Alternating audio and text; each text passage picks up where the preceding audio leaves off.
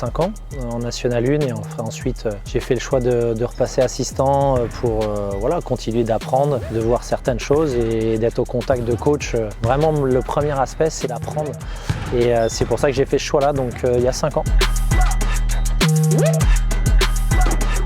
Il y a 1h30 en scoutant Monaco. Alors là, ça dépendra si on joue 1 ou 2 matchs, mais je pense que je suis à facile une dizaine, entre 10 et 15. Ça dépend des semaines. Ouais, foot en salle au mois de décembre, juste avant le Covid, avec les membres du staff, là, staff administratif, staff sportif, médical. On essaye de se rassembler. Après, c'est pas évident avec les déplacements, mais c'est toujours sympa et puis ça permet de garder la forme.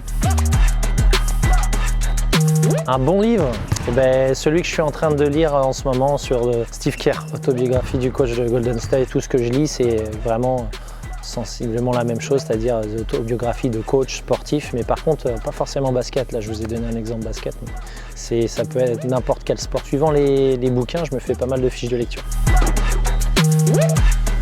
La semaine dernière, parce que j'ai fait l'erreur de ne pas assez travailler dans mes années lycée et donc forcément de partir avec un bagage trop faible. Et donc pour parfaire mon anglais, je prends des cours et puis ça me permet d'avoir une autre relation avec les joueurs étrangers. Et ce que je me rends compte, c'est que malgré peut-être des problèmes de conjugaison, un accent qui est très moyen, ils comprennent parfaitement et n'ont aucun problème avec ça, dans le sens où tu fais l'effort de parler leur langue.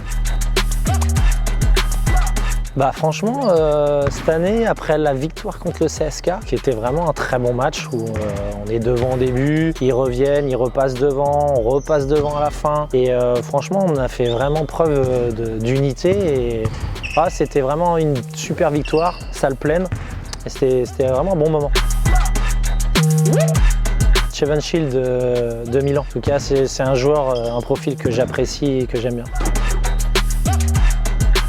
Tous les ans, c'est une chance et ça j'en ai conscience, mais on me le disait quand je coachais, quand j'ai commencé à coacher à 25 ans, et on me le dit toujours, mais après à un moment donné, l'âge pour moi n'a pas d'importance maintenant. Au fur et à mesure, tu prends une expérience qui va forcément te servir. Oula, ça se compte en années je pense. Ouais, je pense que ça fait au moins 7-8 ans, facile. 8 heures, ça fait beaucoup.